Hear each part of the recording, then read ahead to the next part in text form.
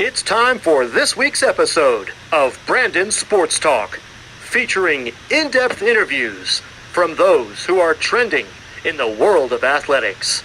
And now, here's the host of Brandon Sports Talk, Brandon Pate.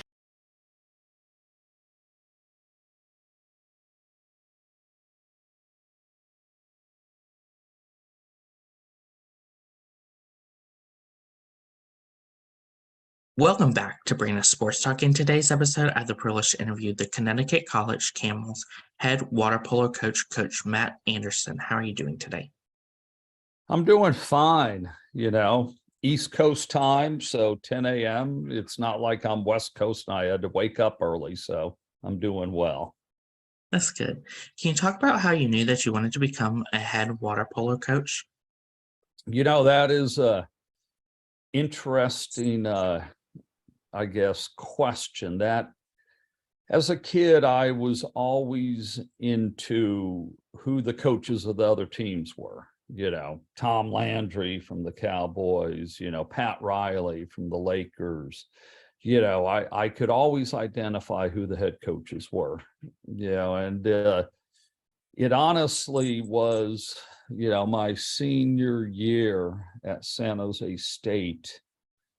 We had Von Kattlecheck, who a former national team women's player before they added the women to the Olympic cycle in 2000, but she played and then she took over coaching the women's national team for Sandy Nita. And then, but at that point she was the assistant swim coach, or maybe even the head swim coach, assistant swim coach at San Jose State, also was the assistant water polo coach, a great player. So one day, my senior year, she goes, "Hey, what are you going to do with your life?" And I'm like, "Well, I don't know. I mean, San Jose State is a teacher's college, so I guess I'll go that route." And she goes, "You need to be a coach." And I'm like, "What?" And she goes, "You need to be a water polo coach." And I'm like, "Okay." Obviously she believed that. And then, so I, started substitute teaching. And then for the city of Sunnyvale, California, for 8 years, I was their at-risk coordinator, working for getting kids back into high school to get their high school degrees, and with teen parents. So, you're talking a 15-year-old without a high school degree that has one baby with another baby coming along. Also an off-campus high school coach at that time. I was, Sunnyvale is up in the Bay Area, so I was coaching at Los Gatos High School. Then I get a phone call from the San Jose State head coach, and he's like, "You need to quit your job and come be my assistant coach." And I'm like, that was Lou Tolle. And I'm like, "Why?" And he goes, "Trust me, you need to be a college head coach." And I'm like, "But that's a $50,000 pay cut I'm going to take if I come to work for you." And he goes, "Trust me, it'll work out. You belong in college." So long story short, I went to work for $8,000 a year. And this is, 2001 was it? Or no, 2000, took out part of my 401k to survive. And it just went from there. So I guess people, mentors directed me in the right path. And that's how I ended up getting involved in what I'm doing. So there's the answer to your question. So what was that like, getting to play water polo for San Jose State and getting to represent them? Well, I will, I'll tell you, interesting thing, probably maybe a year ago, my daughter, who's 11, I'm talking with somebody and she's like, "Daddy, you played water polo?" And I'm like, "Yes, darling, I played water polo." She goes, "Oh, I didn't know that." Because you have some people that want to tell everybody, and they want to live through their kids about who they were as a player and everything. And the fact that, I've been a college head coach, big Division I at Michigan, Division III at Connecticut College, but one of my kids didn't even know that I played, shows that it's not about what I did 40 years ago. But to answer your question, the one memory, I have three major memories. One of them was obviously Vaughn telling me, you need to be a coach, giving me direction. Another was, my college roommate, Craig Rond, who then ended up becoming the head coach at Cal Lutheran for 17 years, I believe. They're D3. So meeting one of my lifelong best friends, and our dorm being not even 50 yards from the pool. So we could wake up at 6:45 and be there by 7 a.m. No problem. But the fact that, we were the only college roommates to end up both being head coaches in college, that was always great, as a memory that, we continued on the same path and whatnot. And then the one plain one that I remember is back in the day, and we're talking schools like Pittsburgh, New Mexico State, all these schools had water polo, Fresno State, even San Jose State, and then all those schools dropped. Fortunately, San Jose State brought it back about 5 years ago, but the spring season, which is not the competitive fall season, we go and we're up at Stanford and we're playing in a tournament, and the coach, Mike Montsees at the time, a former great national team player, is like, all right, who wants to sprint? Well, the sprinter for the other team was Matt Biondi. And Matt Biondi was the Michael Phelps of our time, like 8 gold medals, couple bronze, silver. And I remember going, Coach, I'll sprint. And one of my teammates starts laughing, and he's like, why would you sprint against the fastest guy in the world? And I go, well, one day I'll tell my grandparents that Matt won the sprint. I just won't tell them if it's Matt Biondi or Matt Anderson. So, needless to say, I'll just tell you right now, without telling you who won the sprint, Matt won the sprint. Okay, so it's 50-50. Which Matt do you think it was? But I tell you what, that goes into coaching at my alma mater was easily the highlight of what I've had the opportunity to do. And I've done a lot, from national team to club to this and that. And I would have stayed there for life if I could have, if they would have paid me more than $8,000. But ultimately, every coach will tell you, if they have the opportunity to go back to their alma mater, they would seriously look at it, no matter what school they were at. Even when I was at Michigan, when the San Jose State job came up, honestly, had they called me, I would have given it serious consideration, because, that's who made you, your college that you went to.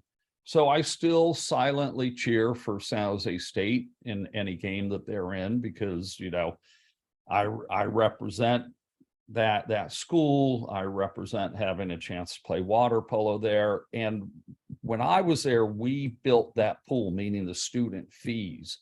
And at that point, it's not like a lot of these colleges that, oh yeah, well, I used to play in a pool that doesn't exist anymore. So when I go back there, those locker rooms are the same, everything's the same. But the bottom line, I mean, I was a average player at best, and I'm sure in my own mind I thought I was better than I was. But as you get older, you'll find this out, youngster, that you are always a legend as you get older. Back in the day, I wasn't a legend, but it got me on a path of meeting the correct people that directed me in my life, and I have no complaints. I'd do it all over again if I could. Of course, what was it like getting started in coaching and first starting off on the high school level? Well, it's interesting, and I I felt like I needed to give back. I always enjoyed working with kids, and so interesting thing, my first high school job was at Santa Clara High School.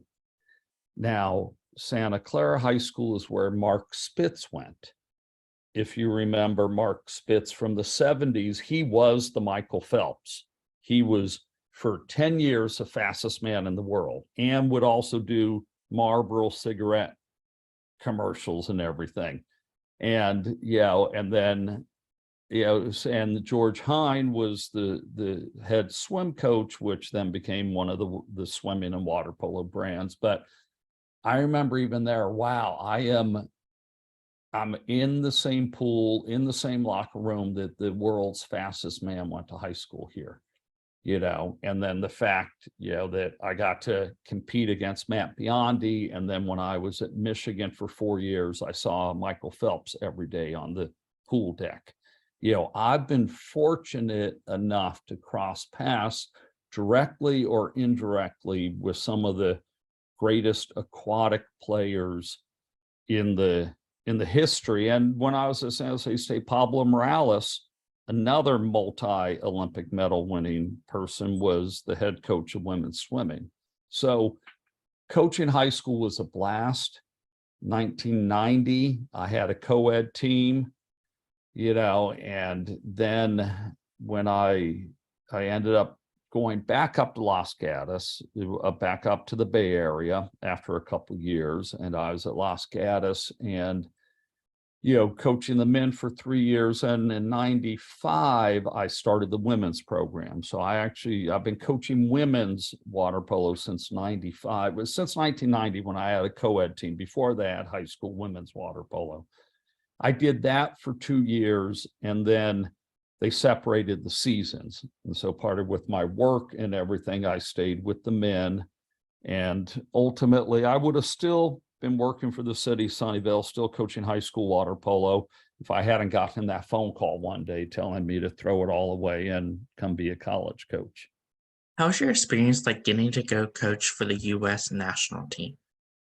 Yeah, it was, and our sport does a great job of having an Olympic development program. So I ended up, mainly single, no kids. I had the time for it to be water polo all the time. And so I ended up running the Northern California Olympic development program for like 8 years. And in that, I showed my chops at the national level with my organization, my coaching skills, my political skills of being able to get along with all the kids and all the coaches. And I was given the opportunity to be the assistant coach on the men's national youth team.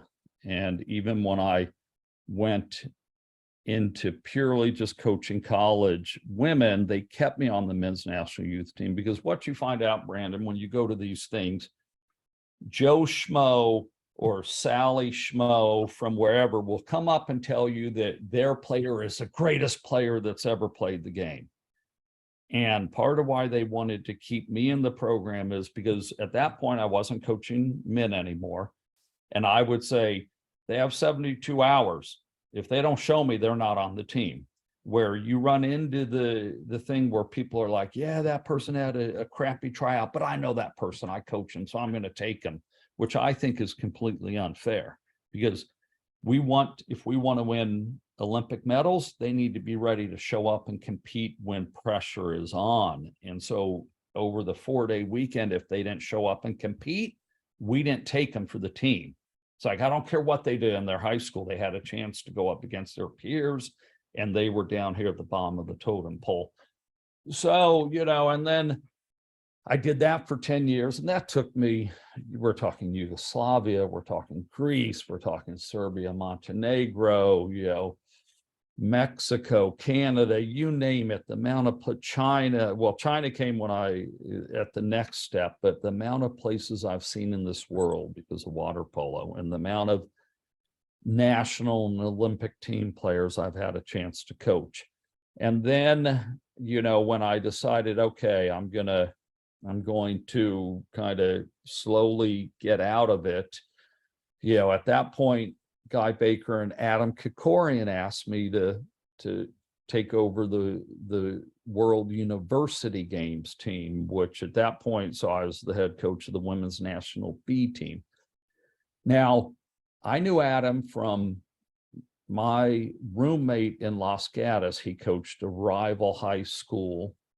He coached Adam Kikorian. He actually got Adam into water polo, got Adam's brother into water polo because they grew up next to each other. And so I knew Adam from when he was like 14 years old and wet behind the ear. So I always had a strong relationship. And then Guy Baker, I had a strong relationship with. And so they asked me to take the women's team, and part of it being outside of California, they knew I wasn't going to fall into the political, oh, you got to take all the UCLA players, all the Stanford players, all the USC players. And so I took the team in 2011 over to Shenzhen, China, and I had Brandon Brooks, who at that point was the head coach at UCLA, and then Susan Ortwine, the assistant at Stanford, as my assistant coaches. The U.S. hadn't won a medal since, I believe, 92 under Pete Catino, and we took the silver medal, only losing to China in the championship game. And at that point, I believe it's the only women's medal that we've won. I'm trying to think if in 22, if Adam Wright, or JT won with the women, but it's hard to win at the international stage, and that was fortunate that we were able to. But then when I came home, and this leads into my whole transition, I was gone for over 3 weeks, and we had just had my daughter, and we had a son, and my wife's like, look, this is too much. You need to give this up. You need to figure it out. And so at that point, I said, I'm done coaching national team. And then the realization came that, I needed to move to a different level if I wanted to be as good of a father and good of a husband as I could. And that ultimately is why, when it came time to renew at Michigan, it was agreed upon not to, and I, stepped down to Division III at Connecticut College. Of course, what were some of your accomplishments at Michigan coaching as the head water polo coach? Well, whatever I did, I ended up doing because I recruited people that were appropriate for Michigan. And by that, I mean, you can see a player that might just be, let's use Kentucky basketball and UConn basketball.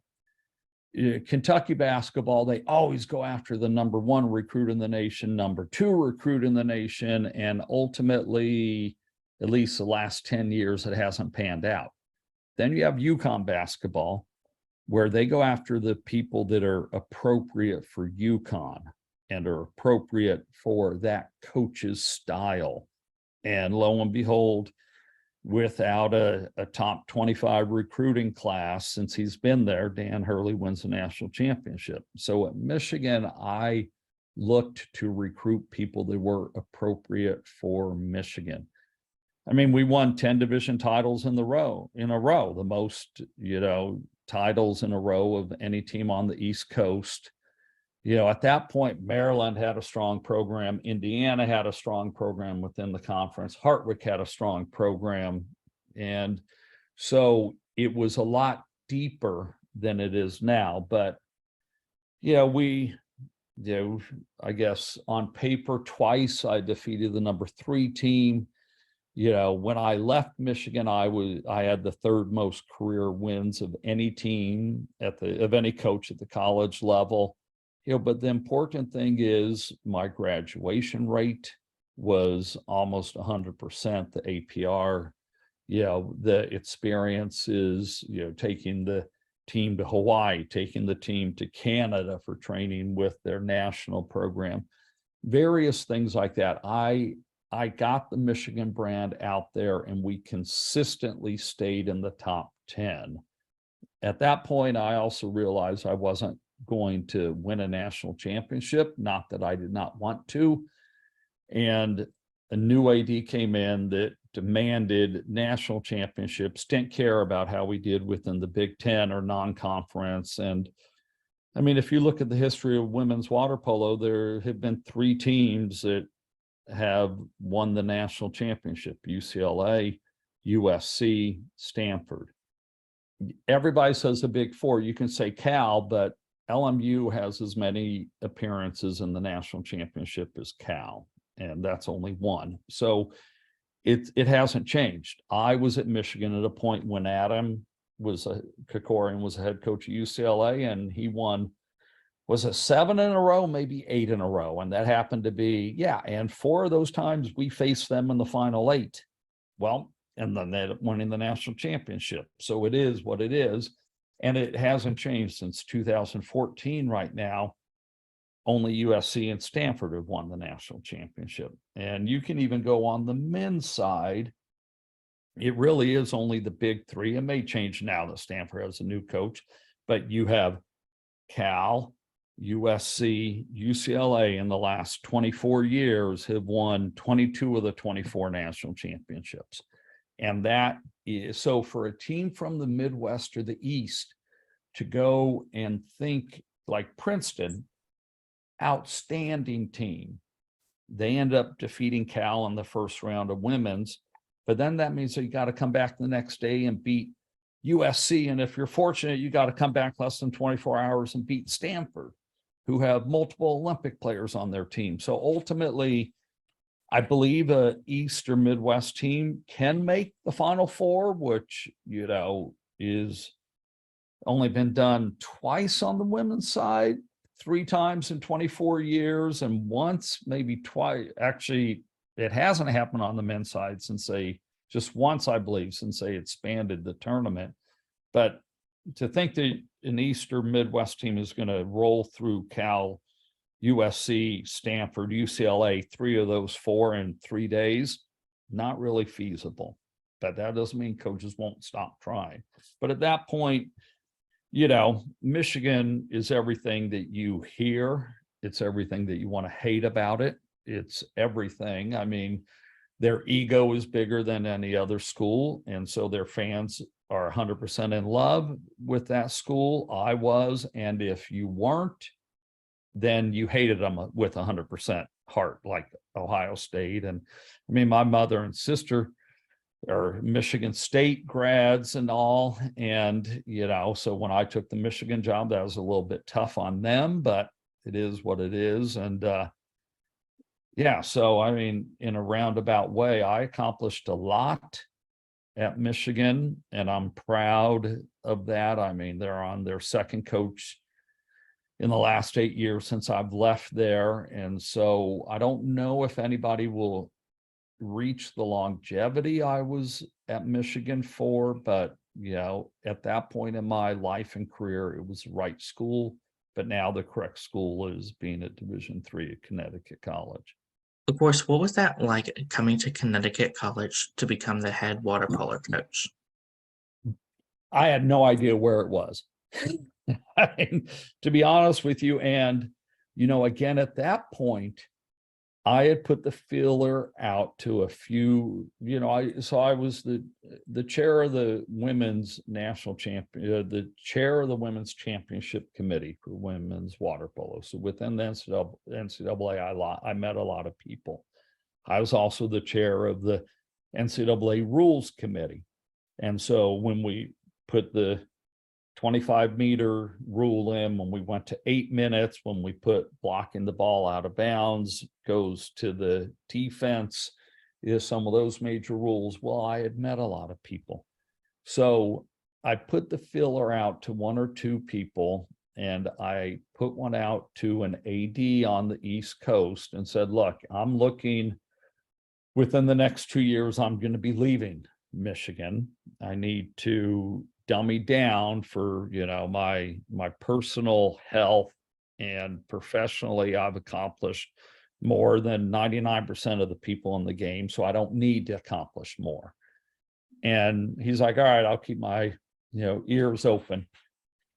He then called and said, hey, there's a school on the East Coast where I went to college with their AD. And if you want that job, it'll be yours because they're going to be looking for a new coach.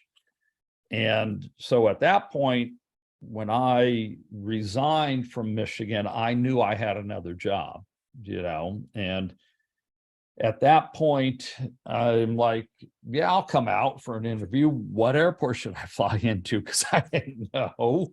And they had everything I wanted. The student athlete first, great support from the school, an all deep facility, and just people that were there understanding that if the kids stay at Connecticut College and they are healthy and they are enjoying being a Camel, that's number one. And winning, we're not here to sacrifice the goals of the student athlete for winning, like they are at Division I. So, it took a while, but initially, where you used to get up to compete against, Indiana and Maryland and Stanford and Hawaii and everything, you just have to realize now your competition has changed, but that doesn't mean your will to win has gone down.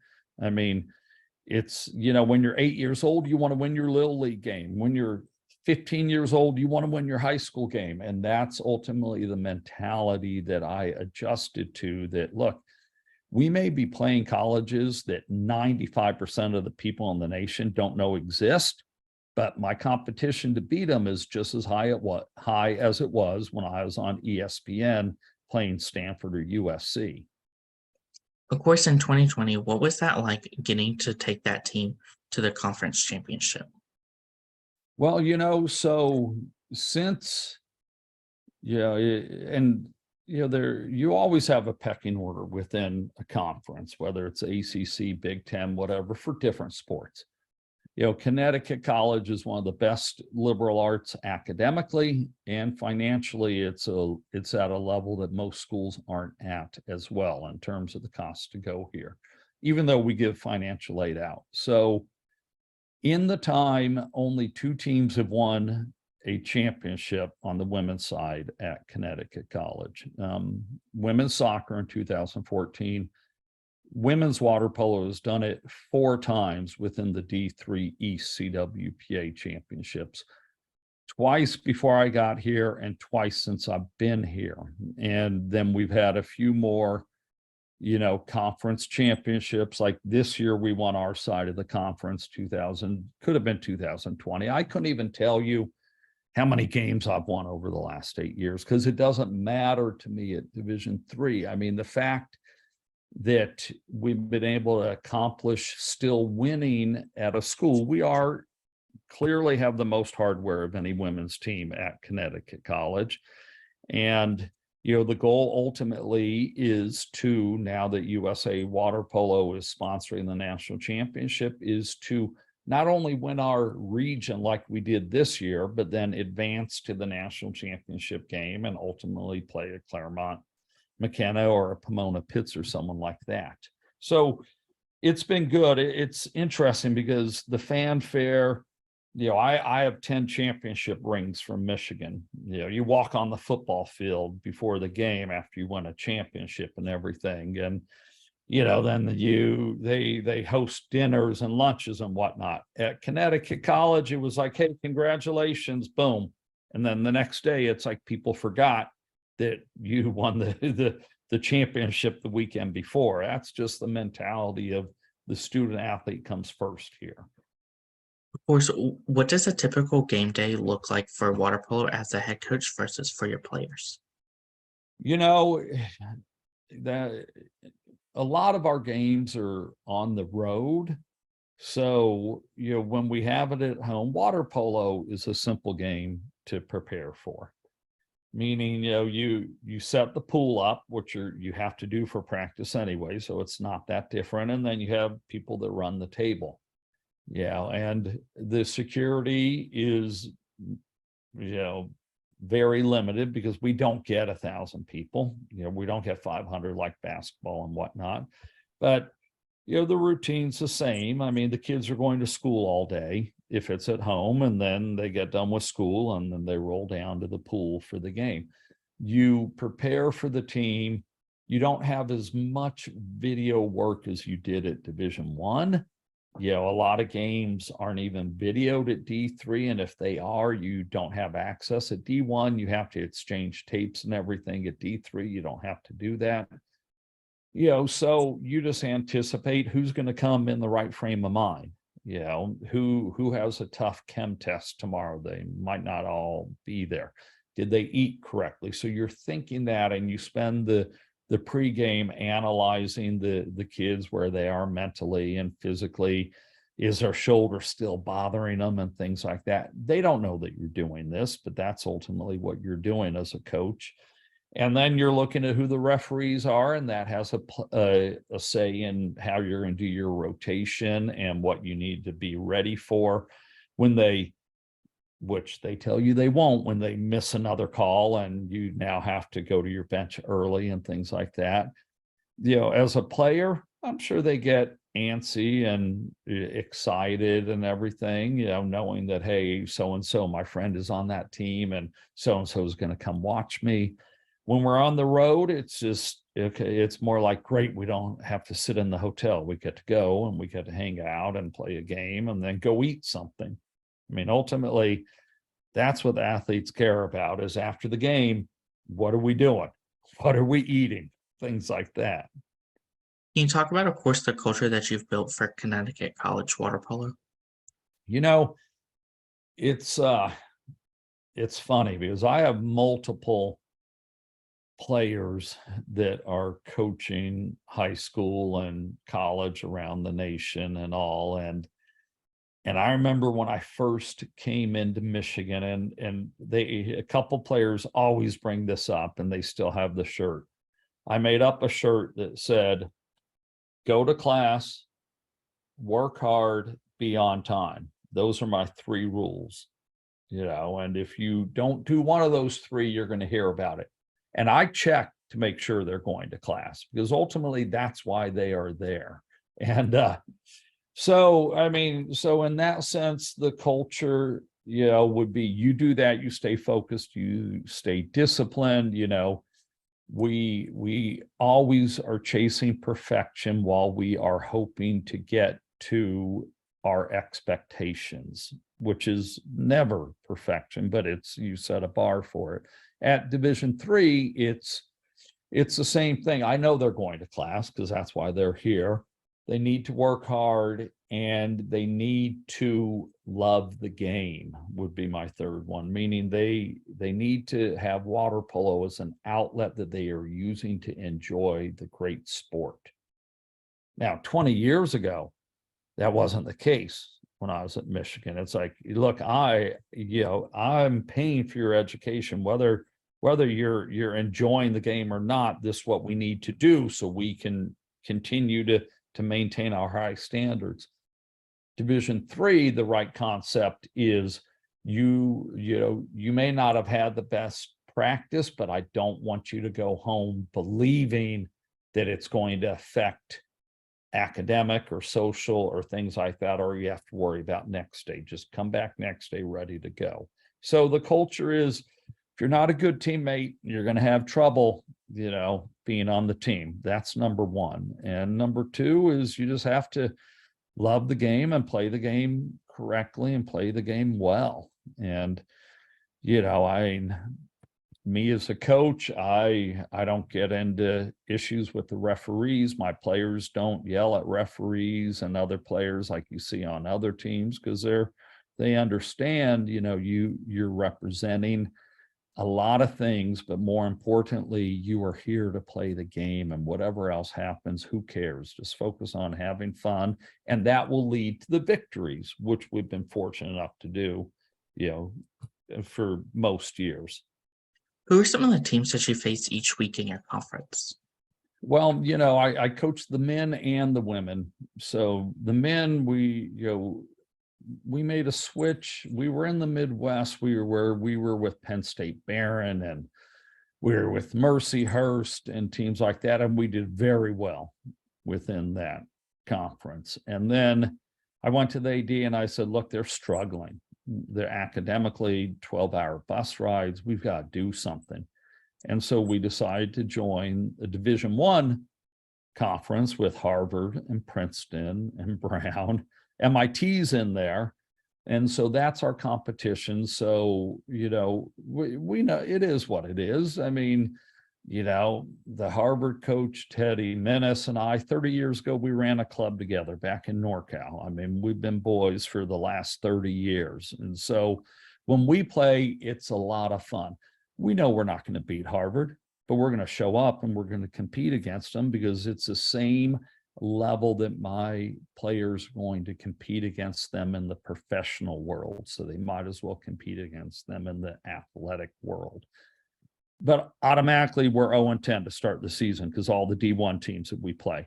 Though we've been fortunate, I think 6 times in the history of Connecticut College men's polo, they've defeated a Division I team, and 5 times have come under me, which, is just everything's got to go right.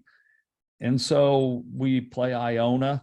There's another coach, that we've been together for a while in the sense. So there are, and we were talking about this the other day, I believe there are only 4, maybe 5 coaches that have lasted 23 going on 24 years at NCAA water polo.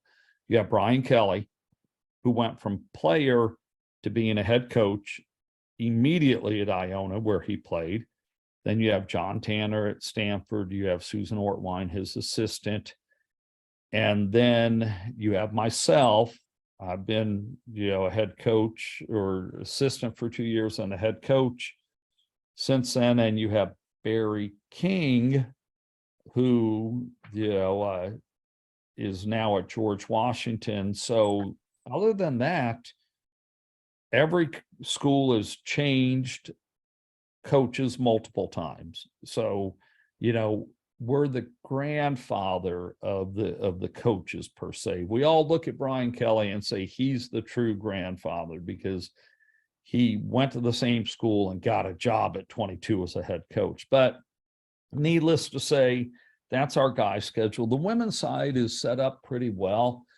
We have Washington and Jefferson, where Roger Goodell went. Then we have McAllister.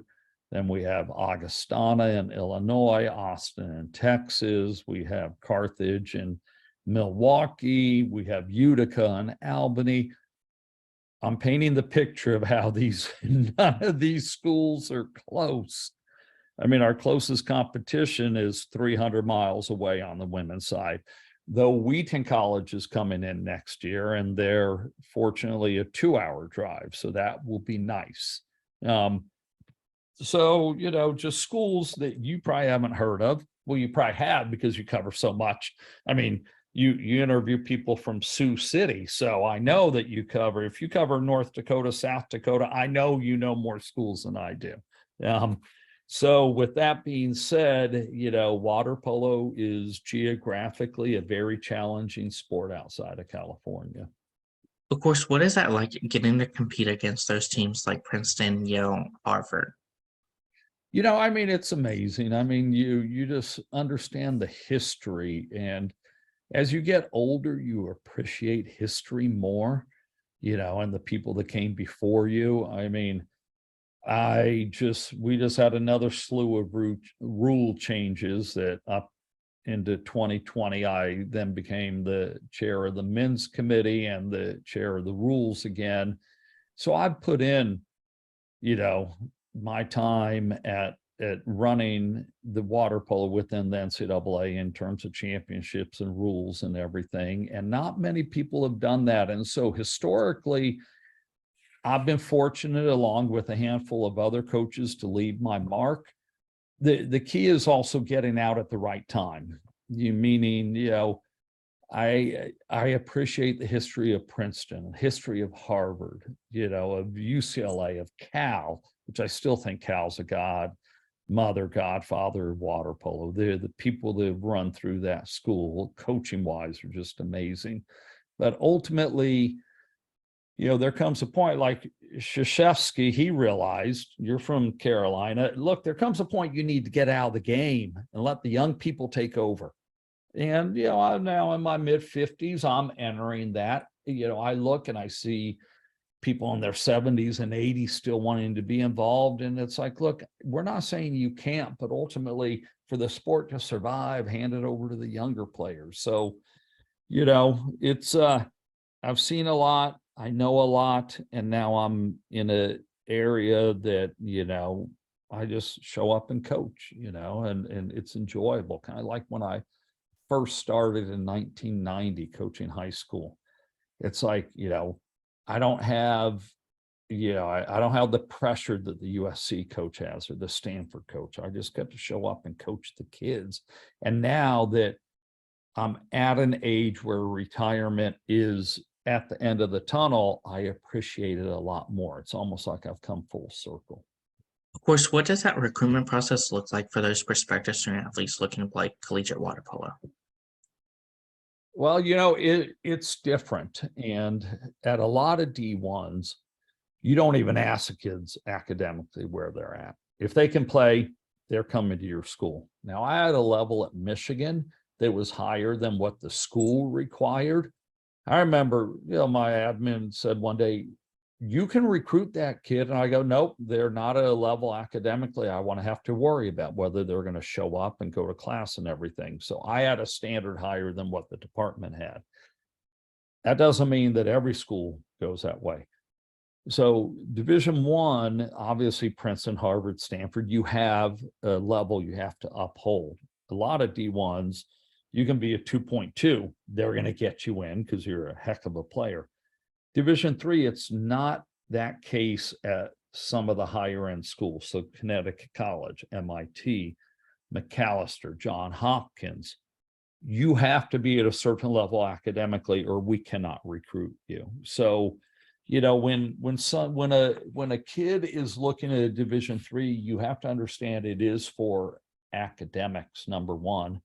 And then number two, can you handle those academics?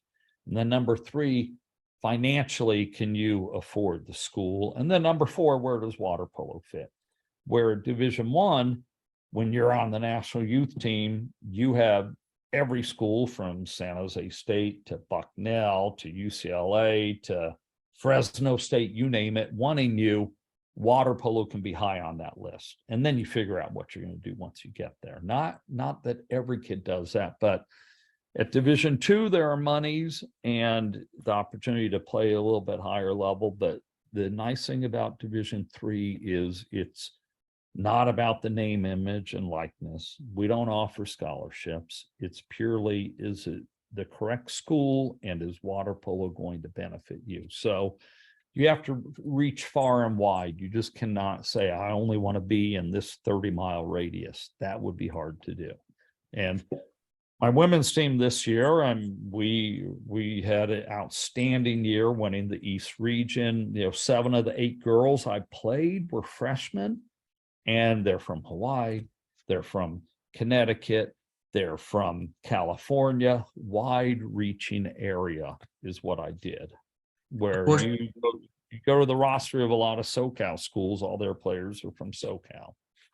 Of course, for those prospective student athletes, what does that official visit look like at Connecticut College? So, and that's a great question. So at Division I, you spend a lot of time with the head coach or the assistant coach because you have to make sure you can play for that coach.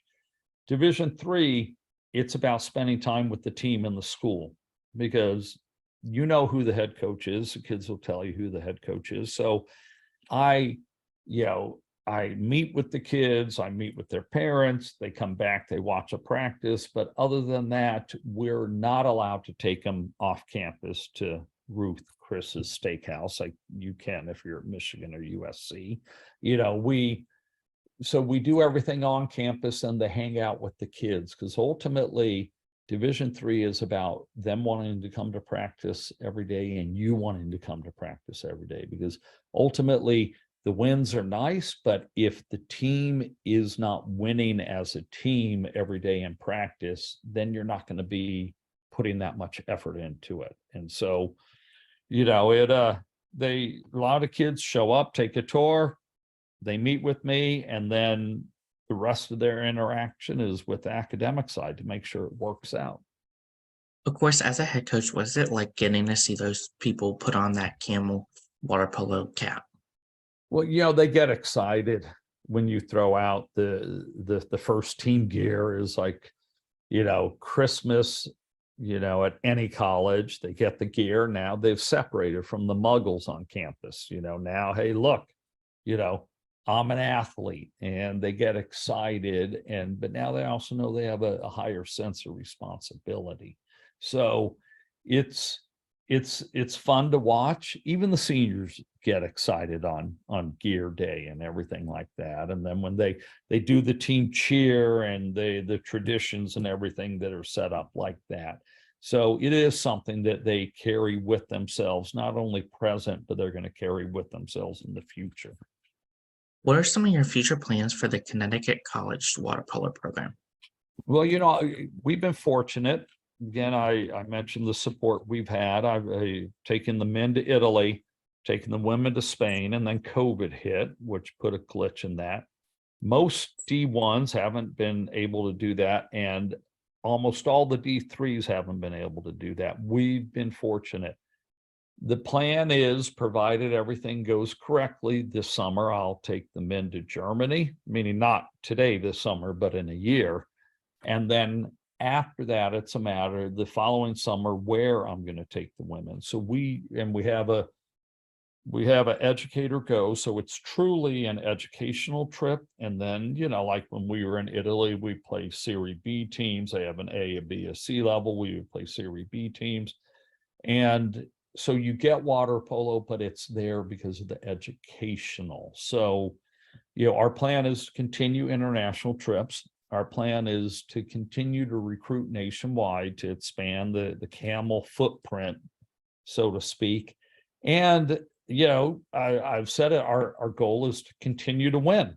I mean, I want you to come here to have a very good time, but understanding if you play for me, it's clear that we are here to compete for 32 minutes.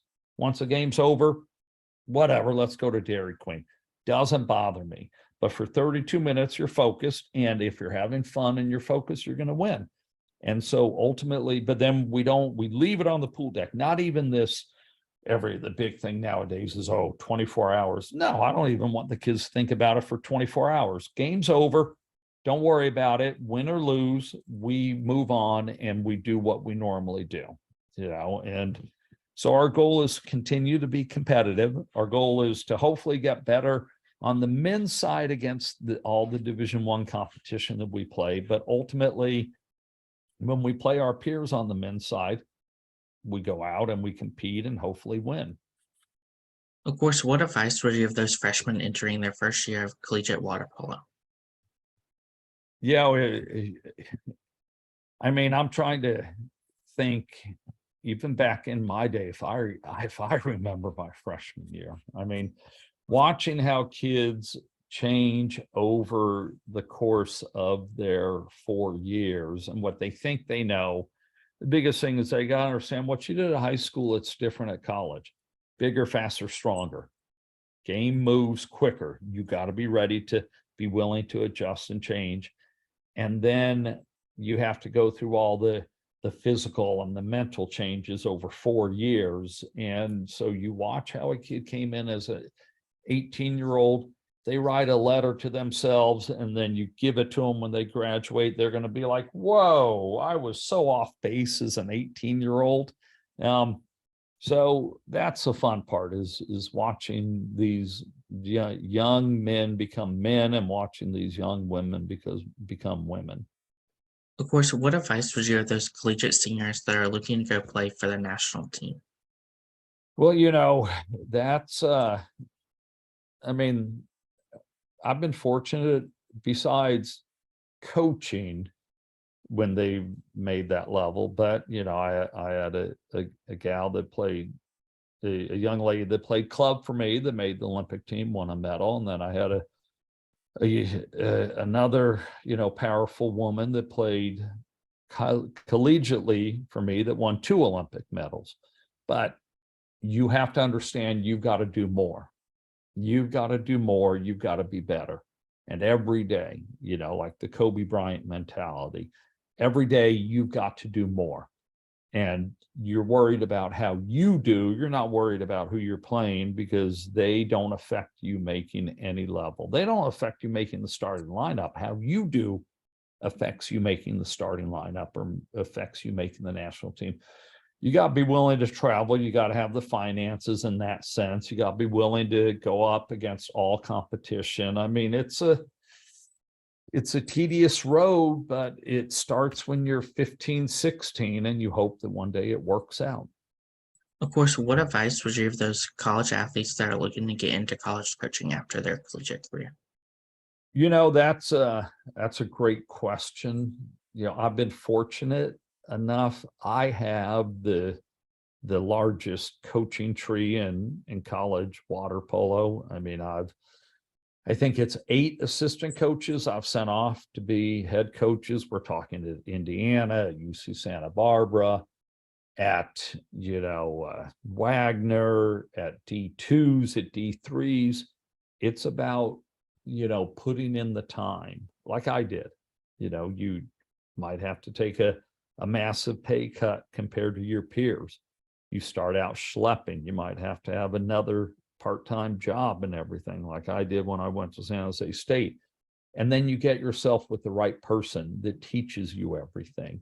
And that doesn't mean winning is going to keep the job for you. And if you look, I mean, over the last 12 months, we've had 25% of our jobs open up in collegiate water polo. And it's in some of them at winning programs.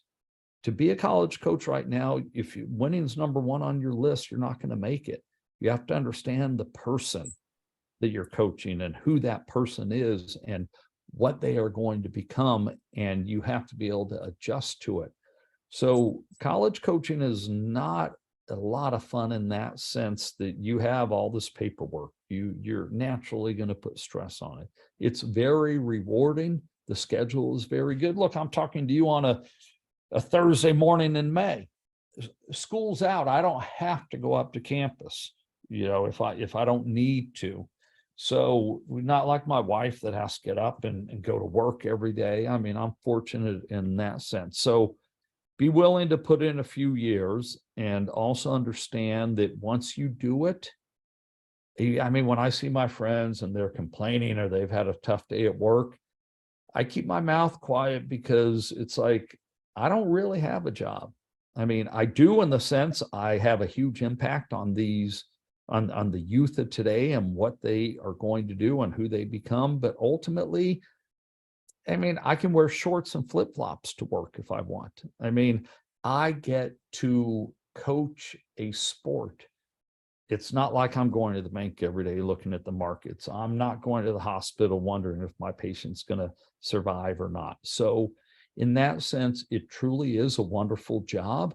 You just have to also understand financially, you're not going to get to the level that a lot of your peers are going to get to once they left college. That's great advice. What advice would you give those head coaches looking to become water polo coaches and run their own program? I mean, you got to find the right mentor, and you have to find the right program.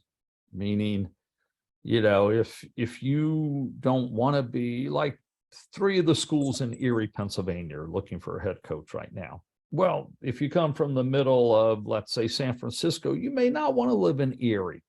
Might not want to be Podunk, Pennsylvania. You may not want to live there. So you got to understand, being a head coach means more than just being a head coach. You got to understand the lifestyle and the food and how the town culture is and everything about where you're going to move. And I'm coming from San Diego, and now I'm Upper Coast, East Coast.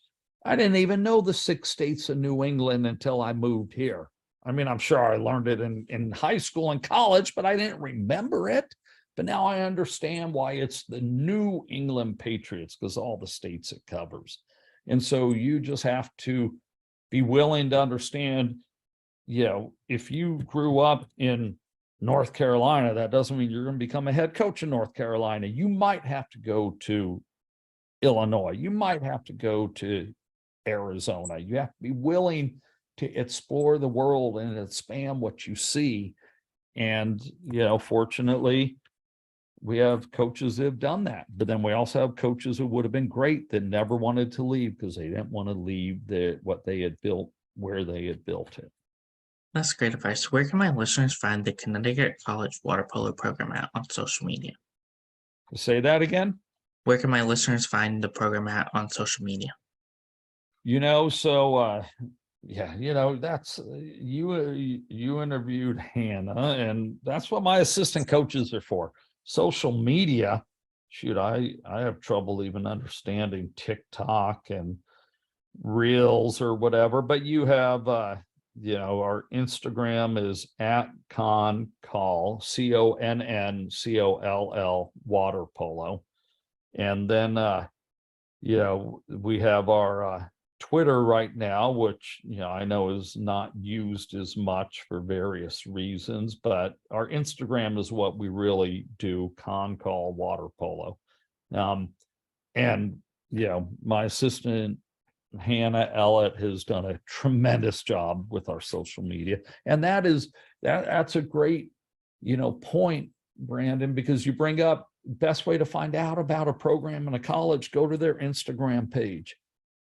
I have a Be Real Play page, so are they having fun? What are they doing? This and that. That's how you can find out about the program. Where I didn't even have cell phones when I was growing up. I had typewriters. You probably don't even know what a typewriter is. Have you ever typed on a typewriter? See, exactly. But now you can get it. So when the kid's like, oh, tell me, and I'll talk to them, then I'll say, you know what? You spend the next 20 minutes on our webpage, on our social media, you will find out everything about the school and our team. Where back in the day, you find out via letters or phone calls if you're able to get hold of them. So it's easy right now to explore your college options through social media without a doubt. Thank you again, Coach Matt Anderson, for your interview, and best of luck in your future as the head water polo coach for Connecticut College. So I'm sorry, I was drinking my water. What was that? Thank you again for your interview, and best of luck in your future. Hey, thank you very much. I appreciate you reaching out to the low end of the alphabet, the W. All right. You have a good one. All right. Thank you. All right. Goodbye. You've been watching Brandon Sports Talk. Please feel free to like, share, and subscribe to Brandon Sports Talk on social media and on YouTube.